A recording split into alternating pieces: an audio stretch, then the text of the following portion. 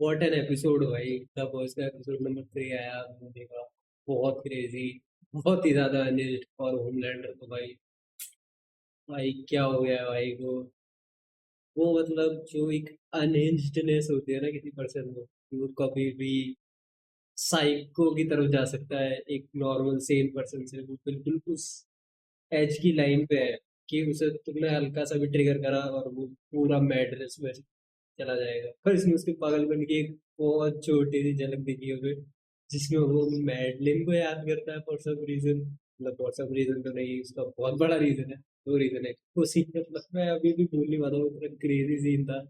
मैं कल से हंस रहा हूँ उस सीन पे।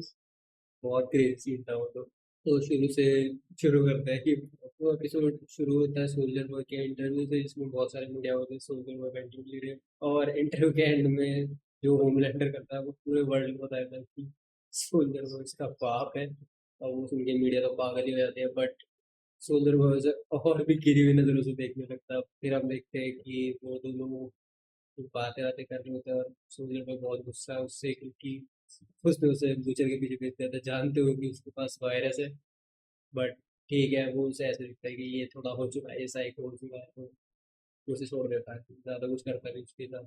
लेकिन इस सबसे होमलैंडर को एक फायदा होता है, उसे पता चल जाता है कि वायरस की वीकनेस क्या है। उसकी वीकनेस है V1, जो कि रिसर्चर उसके लैब वाले बता रहे थे उसे उसके सोल्जर बॉय के ब्लड से। और फिर वो V1 को ढूंढने में लग जाता है। वो मतलब पूरे वॉर को ही लगा देता है उस V1 को ढूंढने के लिए।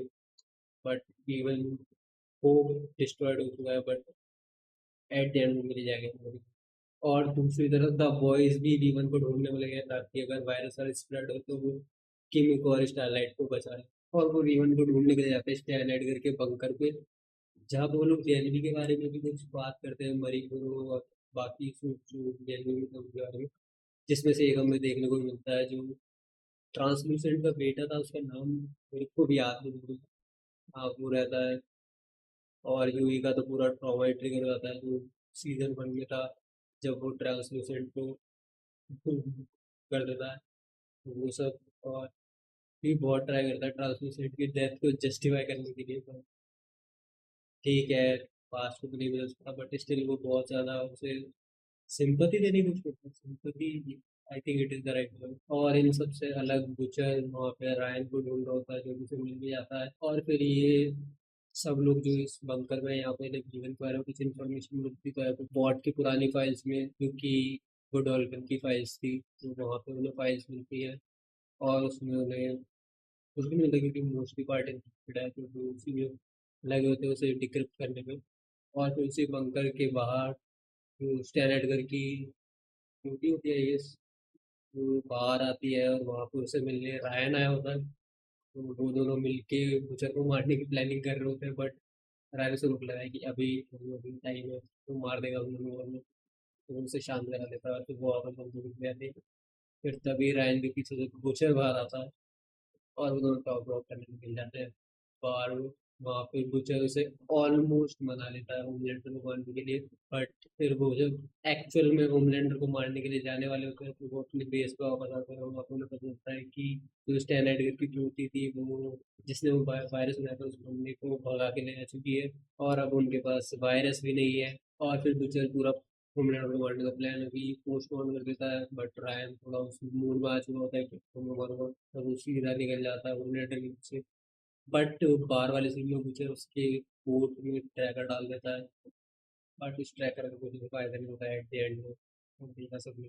रायन वहाँ पर पहुँचता है होमलैंडर के पास और उनसे थोड़ी बहुत बातचीत बताता है कि उसे वसीयत बचाने के लिए अब रायन की जरूरत नहीं है, क्योंकि अब उसे ट्रिक पता चल गई है जिससे वो अमर हो सकता है, जो कि V1 है। तो वो रायन को पूरी तरह से डिस्कार्ड कर देता है, बट क्योंकि रायन ने उसे पहले धोखा दिया था और अब फिर वो सेम चीज कर रहा है, तो वो उसे मारना शुरू कर देता है। और वो सीन इतना ज्यादा इनविंसिबल से उठाया हुआ ऐसा लगता है ना, लाइक वो जो सीजन 1 का है ना इनविंसिबल का, जो ओमनी मैन इनविंसिबल को मारता है, लाइक एक एक पंच वैसे ही वाइप दे रहा था, लाइक एकदम सिमिलर वाइप। ओमनी मैन का थोड़ा ज्यादा इम्पैक्ट है यहाँ पर, वो थोड़ा कम फील हुआ। लाइक पंचेस में वो वेट नहीं था, बट हाँ एंड में वो बुरा तो बहुत लगा था जो रायन की हालत हुई थी। बट बुचर बहुत लेट आता है, लाइक सब कुछ खत्म होता है, 2 मिनट वहां से जा चुका है। रायन बस ऐसे ही पड़ा हुआ है, तब वहां पे बूचर आता है। जो लोग यहाँ बंकर पे थे उनके साथ तो बहुत ही बुरा होता है। वहाँ पे डीप, नोर और एक वो ये सबका सर फोड़ देती है, वही लड़की आ जाती है। और एक और सुपर विलन होता है, तो ये सारे मिलके वो बंकर पे अटैक कर देते हैं स्टैन एडगर को मारने के लिए। लेकिन फिर में स्टैन एडगर ट्रांसल्यूसेंट के बेटे को बता देता है कि होमलैंडर ने उसके बाप को मारा था, तो वो गुस्से में होता है द सेवन को लेके, तो वो सीधा डीप को मारने निकल लेता है, ऊपर पहुंच जाता है। लेकिन डीप उसे पकड़ लेता है, फिर डीप उसे रियलिटी बता देता है कि ह्यूई ने उसके बाप को मारा था। तो वो और ज्यादा गुस्से में आता है और वो बंकर का कोड वोड दे देता है और वो सीधा बंकर में घुस जाते हैं। और स्टेरॉइड का वहां से सबको धोखा दे के भाग जाता है। सब लोग अंदर आ जाते हैं, द बॉयज के टीम मतलब स्टेरॉइड कर भाग जाता है। बट बाहर नोआल उसे पकड़ लेता है। एंड में बहुत क्रेजी चीज होती है, लाइक वो बाहर निकलता है, नोआल ने उसे पकड़ लिया, वो उसे गाड़ी में डालता है, लेकिन तभी टीम आता है। स्मोक ग्रेनेड होता है, पता नहीं कोई गैस होती है जो वो अपने ट्रक में डाल देता है नोआर के मुंह पर। नोआर और स्टैंडर्ड दोनों को बेहोश कर देता है, नोआर को बाहर फेंक के जाता है। लेकिन ये तो बिल्कुल समझ में नहीं थी कि लाइक डीप ये सब क्यों कर रहा है, लाइक वैलिडेशन के लिए है कि इसमें। काफी वियर्ड था। और डीप के लिए अच्छा है, मुझे लग रहा है डीप का तो इस सीजन खोलेगा। और बहुत ही बड़ी सीन है, होमलैंडर में आ रहा है वहाँ पे, वो सोल्जर बॉय को बुलाता है और उसे बताता है कि उसे V1 चाहिए, तो वो उसे ढूंढ के ला के दे। तो और फिर दूध बना रहा होता है, बहुत ही गंदा, मतलब बहुत वियर्ड सीन था वो। और फिर वो उसके आगे खड़ा हो जाता है, तो वियर्ड बट बहुत फनी सेम टाइम। और वो अपने डिल्यूजन में इतना खो चुका है कि अब उसे सही गलत अच्छा बुरा सब तो उसके मन से बहुत पहले जा चुका था। बट अब वो लिटरली बस सब सेल्फिश हो गया। अब उसे बस एक चीज दिखती है, इमोर्टैलिटी, नेम, फेम और जस्ट दिस, और वो उसी के पीछे पागल है।